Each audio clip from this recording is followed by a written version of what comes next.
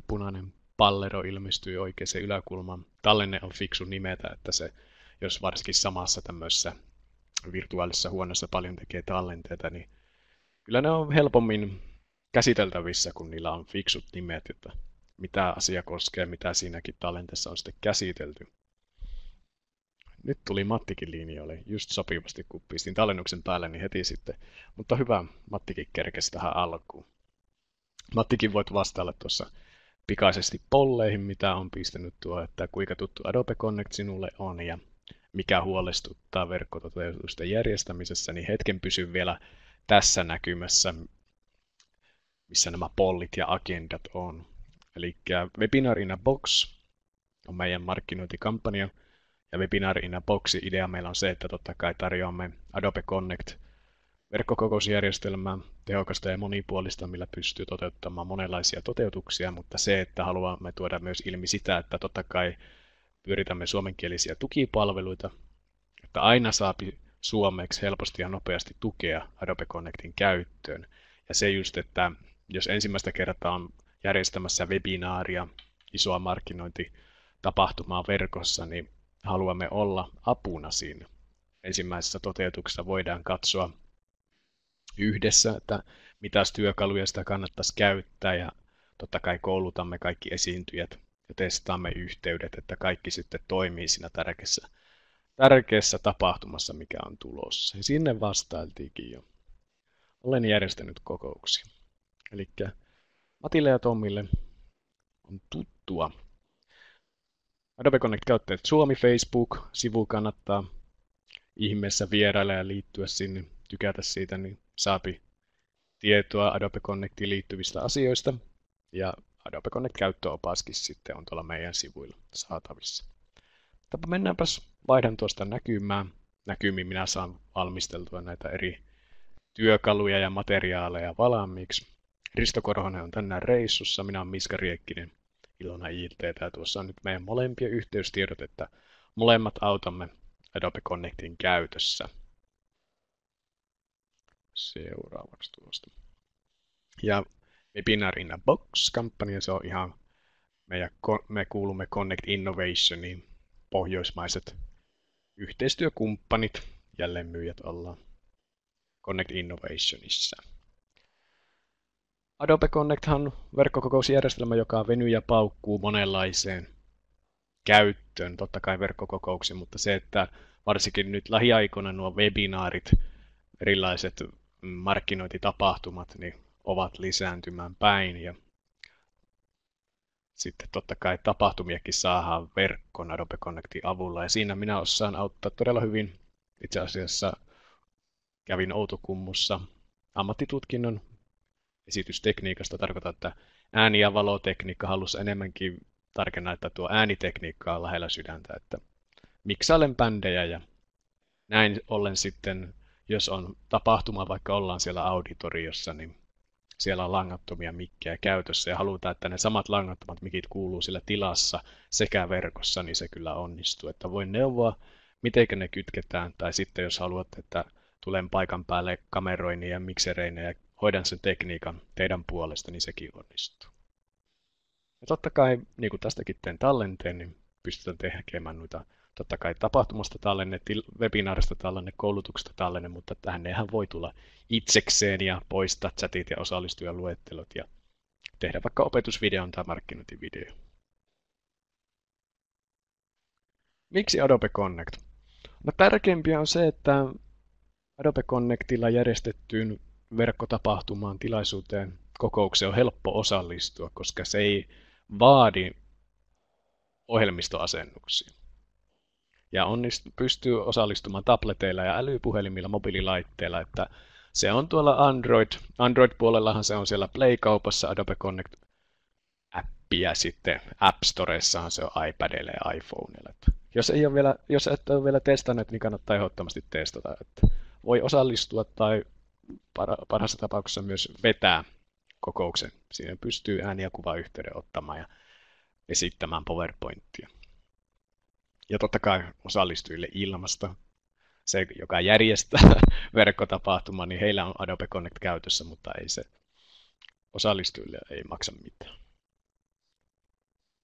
Ja se, että Adobe Connect erottautuu monesta muusta verkkokokousjärjestelmästä, tässä saadaan totta kai tarkasti rajattua se, mitä osallistujat voi tehdä, mutta se, että osallistujat saadaan muutakin tekemään kuin kirjoittamaan chattiin, että on noita mm, viittaustyökaluja, erilaisia tiloja, agree, disagree, nopeita kysymyksiä, ja noilla polleilla varsinkin sitten saadaan sitä aktivointia erillä tavalla, kun voi tehdä tehtäviä ja palautekyselyjä, mitä mulla tuossa alkunäkymässä oli polleilla tehty, että vähän kartoitin, mitenkä tuttu järjestelmä on. Mutta kyllä niillä saapi mielenkiintoisiakin tehtäviä aikaiseksi, että parhaimmillaan on nähnyt, että on yhdistelty työkaluja, että on valokuva vaikka autokoulutilanteessa, siinä voi olla joku risteystilanne ja paljon liikennemerkkejä ja häiritseviä tekijöitä ja sen kuva alla sitten polli, että kuka vaikka on väistämisvelvollinen tässä tilanteessa, että mielikuvitusta kun käyttää, niin saapi monenlaista aikaa. Yhtä laillahan siihen voisi muistilapun pistää ja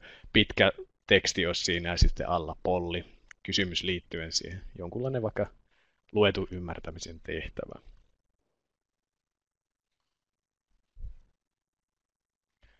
Käsikirjoitus. Niin kuin mullakin tuossa alkunäkymässä oli pollit ja agendat, ja sitten siirryin seuraavaan vaiheeseen, niin mulla oli täällä valmiiksi PowerPoint-esitys.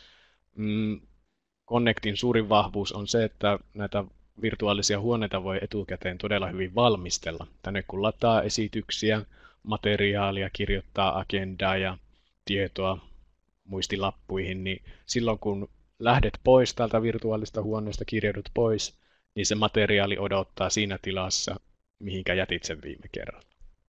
Eli nämä huoneet ei tyhjene. Olisi se aika hauska tulla töihinkin ja sinun toimisto.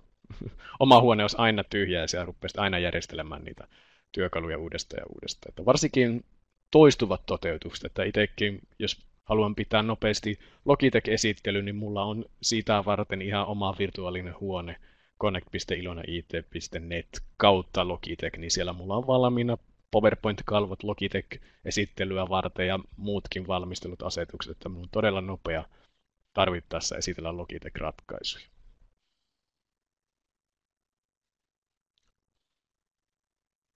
Ja Webinar in a Box, niin kuin tuossa alussa kerroin, niin tarkoittaa helposti ja ohjatusti päästään liikkeelle. Että nähdään verkossa ja pohditaan yhdessä, mitä ollaan tekemässä, millä työkaluilla se olisi fiksuita toteuttaa. Ja sitten, että onko tarvetta vaikka lisää laitteelle, että saadaan laadukas kuva ja ääni. Niidenkin kanssa osaamme auttaa todella hyvin. Ja just, että valmistellaan se virtuaalinen huone yhdessä valmiiksi. Että siellä on ne kaikki tarvittavat työkalut, että toteutus on mahdollisimman sujuva ja kaikki asiat saadaan tehtyä.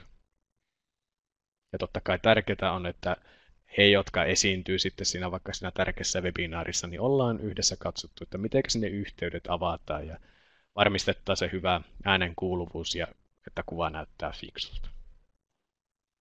Ja totta kai siinä tapahtuma-aikana voidaan vaikka ennen webinaaria 15 minuuttia ennen Ilonan henkilökuntaa kirjautuu huoneeseen ja testailla ääniyhteydet ennen kuin kello lyö sitten tasan ja aloitetaan. Ja siinä ihan tilaisuuden aikanakin voimme olla linjoilla chatissa vastaamassa kysymyksiin, jos jolla osallistujilla on jotain teknistä kysyttävää järjestelmän käyttäjä. Vaikka jos joku ei kuule ääntä, niin kyllä siihen aina joku selitys löytyy sitten.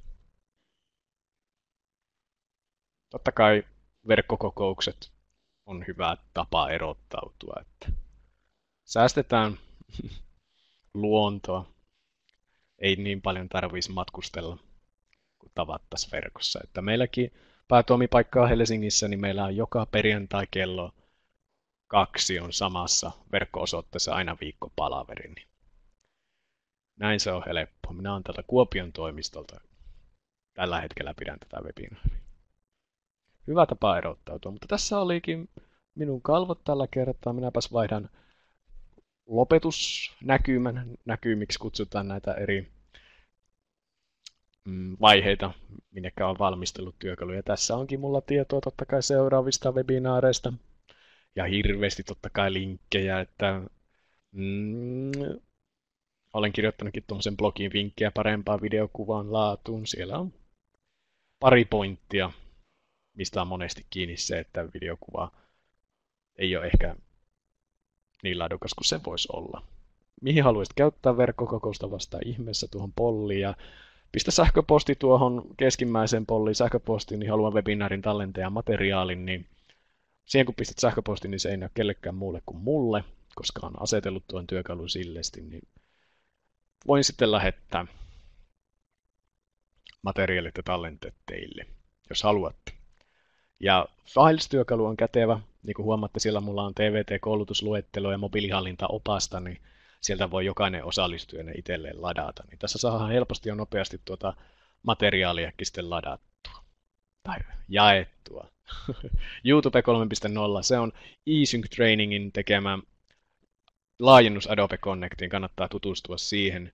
Itse asiassa 30 päivää voi ilmaiseksi tutustua, niin se on tuohon Sharepodiin, eli samaan työkaluun, missä mulla tuo PowerPoint pyöri, niin siihen saa ladattua tuommoinen laajennus, että YouTubesta voidaan hakea videoita helposti katsottaviksi Adobe Connectissa, ja ne videot pyörii siinä hyvin, ja soittolistat toimii ja niin edespäin. Että monipuolinen työkalu, jos videot on tärkeä osa verkkototeutuksia. Nyt mä pistän tuon tallennuksen pois päältä.